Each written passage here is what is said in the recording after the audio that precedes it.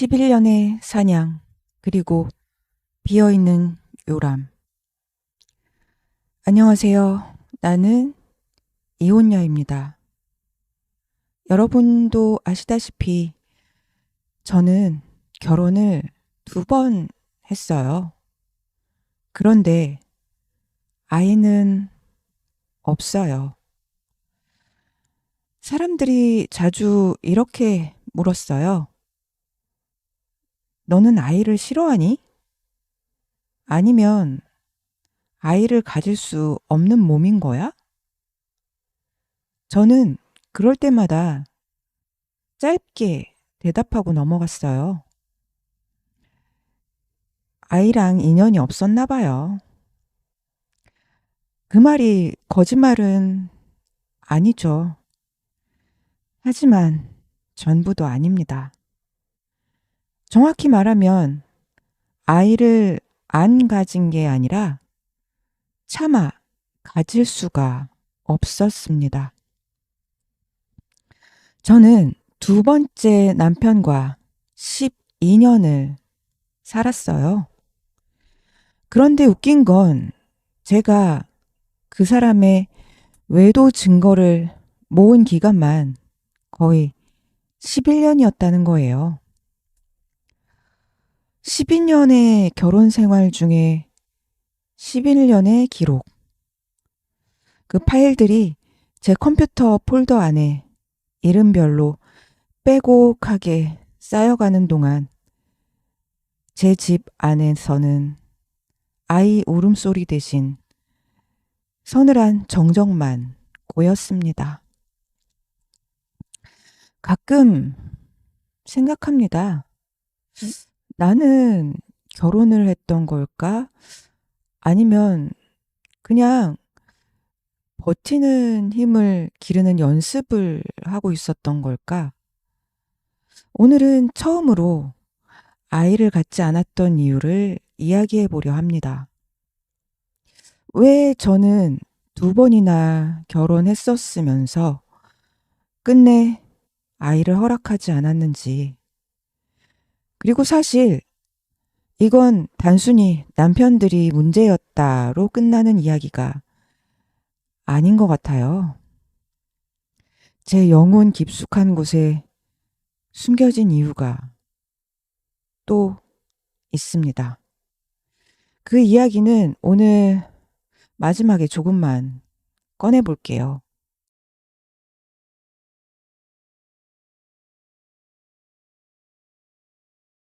첫 번째 결혼은 탈출구였는지도 모르겠습니다. 하지만 그 문을 열자마자 저는 늪에 빠졌어요. 만난 지 3개월 만에 결혼이었으니까요. 3개월 동안 뭐 했냐고요? 결혼 준비, 아니, 결혼식 준비를 했습니다. 예식장을 잡고 청첩장을 만들고 쓰드메 알아보고 혼수 목록 정리하고 그 바쁜 와중에 서로를 알아갈 시간은 없었던 것 같아요. 아니, 그래야 한다는 생각조차 할 수 없었죠. 그게 첫 번째 실수였어요. 첫 번째 남편은 평생 완치되지 않는 성병을 숨기고 저와 결혼했다는 걸 결혼식 올린 후 1달도 채 되지 않아 알게 되었습니다. 다행히 저는 옮지 않았어요. 하늘이 도운 걸까요?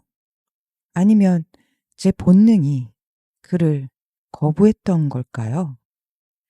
하지만 성병에 옮지 않았다고 해서 상처가 없는 건 아니었어요. 나를 아내로 생각했다면 도저히 할 수 없는 그 비열한 기만. 그 사실을 안 날부터 저는 방문을 걸어 잠궜습니다. 그가 제게 주려 했던 건 사랑이 아니라 오염된 미래였으니까요. 그 불결한 비밀로부터 나를 지켜내는 것. 그게 제가 각방을 쓰면서 시작한 첫 번째 투쟁이었습니다. 그런 사람의 아이를 낳는다는 건 상상조차 할 수 없었어요. 결혼 전에는 몰랐죠. 그 사람도 말해주지 않았고, 저도 물어볼 생각을 못했으니까요. 나이를 먹을 만큼 먹고 30대 중반에 늦은 결혼을 하면서도 그런 걸 알아볼 생각조차 못했어요. 알게 되었을 때 그 감각이 아직도 선명한데요. 그게 배신감인지 공포인지 아니면 그냥 넋이 나간 건지 뭐라고 이름 붙이기 어려운 거 그게 가슴 한가운데 쿵 내려앉았어요. 그뿐일까요? 결혼한 지 2달도 채 안 돼서 첫 번째 남편이 단란주점을 자주 드나든다는 걸 알게 됐는데요. 결혼 전부터 단골로 다니면서 접대부와 잦은 만남을 가져왔다는 사실도 알게 됐었죠. 지독한 게임 중독자였고 현실에서 사라진 그 사람은 제 지갑을 뒤져 돈을 빌려가고는 결국 끝내 갚지 않았어요. 4년 동안 생활비를 준 적이 단 한 번도 없었어요. 저는 4년간 그의 아내가 아니라 그의 뒤치다꺼리 하는 사람이었던 것 같아요. 그때 속으로 생각했죠. 아, 이 사람이랑 아이를 가져야 하나? 답은 아주 명확하고 빠르게 나왔어요. 그날부터 각방을 썼던 거죠. 물론 성병을 알게 된 건 결혼하고 한 달 전후였으니까 거의 4년 동안 각방을 썼다고 봐야겠죠? 누군가는 아이를 낳으면 사람이 변한다고도 말하죠. 그래서 시댁에서는 저에게 왜 아이를 갖지 않냐고 다그치기도 했었어요. 그래도 저는 절대 굴하지 않고 끝까지 버텼습니다. 자기 자신 하나도 책임지지 못하는 사람은 절대 부모가 되어서는 안 됩니다. 첫 번째 남편은 자격도 없었지만, 남편 자격도 없었지만 아버지가 될 자격은 더더욱 없었거든요. 그렇게 첫 번째 결혼은 아이 없이 끝났습니다. 그 사람이 아무것도 달라지지 않는다는 걸 받아들이는 데까지 무려 4년이 걸렸어요. 두 번째 남편, 꿈이 가르쳐준 배신과 11년의 기록입니다. 두 번째 결혼만큼은 평범하게 살고 싶었습니다. 주말에 같이 장을 보고 함께 밥을 해 먹고 그냥 그런 평범한 일상이요. 그런 생각이 얼마나 순진한 건지는 또 나중에 알았죠. 결혼 후 6개월도 채 안 돼서 그가 바람을 피웠거든요. 상대는 초등학교 동창 모임에서 만난 여자였어요. 저는 눈치가 없는 편인데요.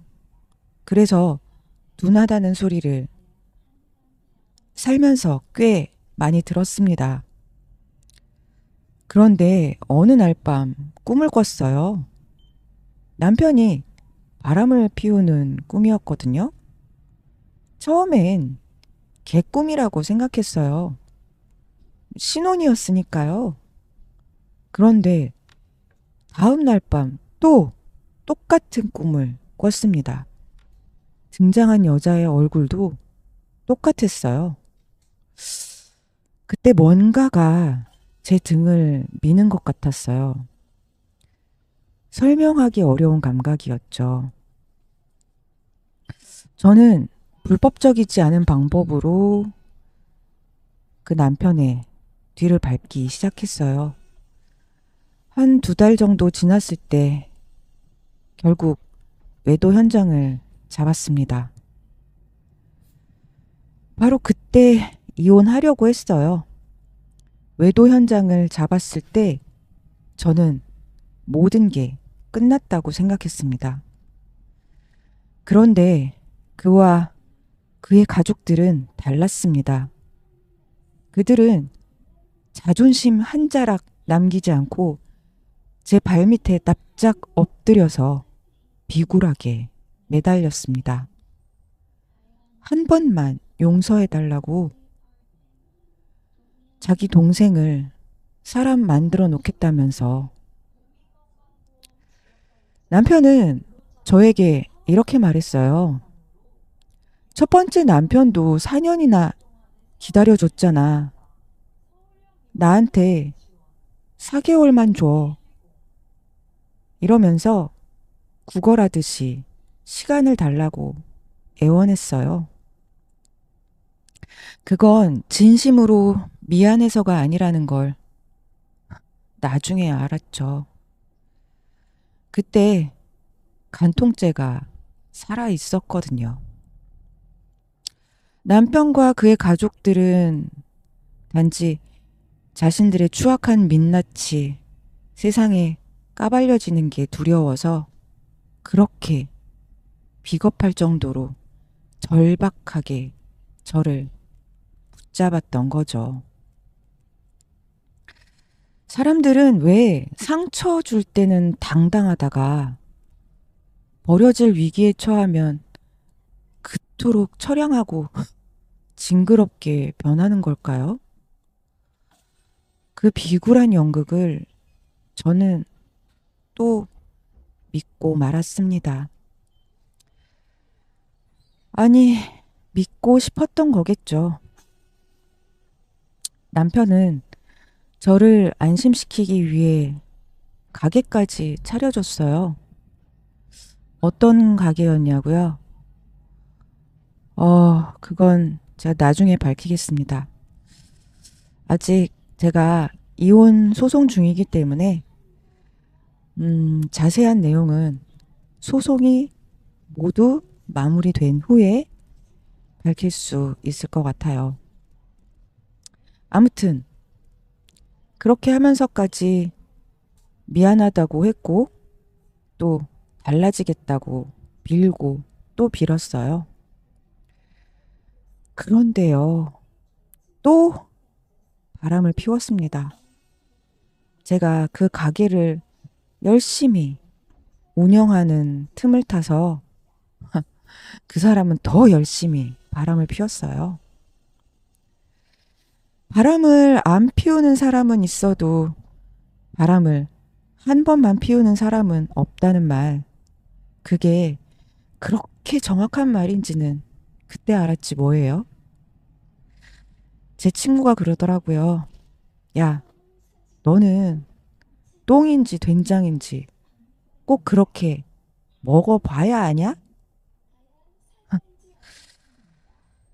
그래요. 먹어봐야 아는 거죠. 겉만 보고 어떻게 알겠습니까? 그런데도요, 그렇게 똥을 먹어보고서도 저는 12년이나 세월을 2번째 남편하고 살았어요. 그 12년 중 11년 동안은 외도 증거를 모았거든요. 남편의 핸드폰을 보면서 통화 기록 뒤지고 카톡 기록 뒤지고 그 사람의 거짓말을 확인하고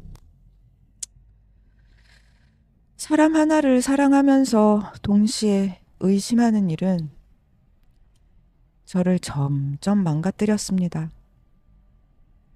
어떻게 망가졌는지는 지금 다 설명할 수가 없네요. 어쨌거나 제가 객관적인 증거를 확보한 상간녀만 3명입니다. 그렇게 증거를 확보하는 그 11년의 시간 동안 저는 아이를 가질 수 없었어요. 각방 생활은 아니었지만 물론 한 방에서 생활은 했어요. 하지만 남편하고 그냥 잠만 잤어요. 그냥 잠만. 손 한 번 스친 적이 없어요. 어느 시점부터는 그 생활조차 어색하지 않더라고요.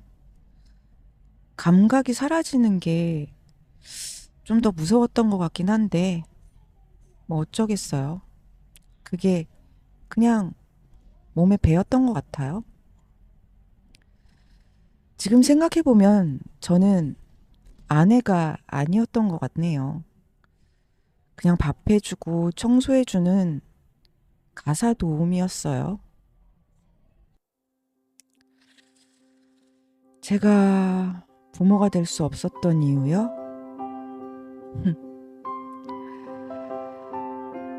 아이를 낳는다는 건요, 한 생명을 이 세상에 데려오는 일이잖아요.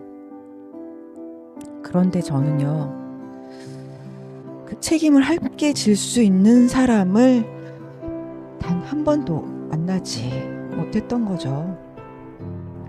도덕성이 거세된 남자들 사이에서 제가 할 수 있는 유일한 도덕은 죄 없는 생명을 그 공기 속에 숨쉬게 하지 않는 것이었습니다. 부모가 부모답지 못한 집에서 아이가 엄마의 서글픈 뒷모습과 아빠의 거짓말을 먹고 자라게 할 순 없었습니다. 저는 아이에게 줄 수 있는 최고의 선물로 태어나지 않을 권리, 태어나지 않을 권리를 선택한 겁니다. 비겁해 보일지 모르겠지만 그게 제가 아이를 지키는 방식이었습니다. 아이를 갖지 않은 것에 대한 후회가 없냐고요. 솔직히 말하면 가끔은 생각하죠. 아, 내가 다른 삶이었다면 어땠을까? 내 남편들이 다른 사람이었다면 어땠을까? 하지만 그 특정한 두 사람과의 관계에서 아이를 낳지 않은 것은, 아이를 갖지 않은 것은 절대 후회하지 않습니다. 그건 태어나지 않은 아이를 위한 결정이었습니다. 그 핑계 뒤에 숨겨진 진짜 이유는 뭘까요? 사람들이 이런 이야기를 들으면 가끔 이렇게 말해요. 왜 그런 사람이랑 결혼했냐? 왜 더 빨리 도망 나오지 않았냐? 저도 그 질문을 저 자신한테 수도 없이 했습니다. 결혼 전에 그 사람들의 밑바닥을 알 수 있는 사람이 몇이나 될까요? 일단 결혼을 하고 나면 거기서 나오는 게 말처럼 쉬운 사람이 몇이나 될까요? 저는 어리석었던 게 아니라 그냥 몰랐던 거예요. 그런데요, 지금 이 이야기를 꺼내는 건 여러분의 동정을 받고 싶어서는 아니에요. 저와 비슷한 시간을 보내고 있는 누군가에게 당신만 그런 게 아니라는 걸 말하고 싶어서예요. 남편들이 남편다웠다면, 아버지로서의 자격을 갖췄었다면, 과연 저는 아이를 가졌을까요? 사실 더 깊은 이유가 또 있어요. 어쩌면 남편들이 문제였다는 건 제가 엄마가 되지 않기 위해 붙잡았던 핑계였을지도 모르겠습니다. 제 영혼 밑바닥에는 저 자신을 절대로 엄마가 되어서는 안 되는 사람이라고 낙인 찍게 만든 아주 오래된, 그리고 너무나 깊은 상처가 있거든요. 아빠와 생모, 그리고 계모, 그리고 제 유년 시절이 남긴 그 지독한 두 번째 이유, 그 이야기는 다음 영상에서 조심스럽게 꺼내보겠습니다. 저는 이제야 비로소 제 인생의 해방을 준비하고 있습니다. 오늘 제 건조한 고백을 끝까지 들어주셔서 감사합니다.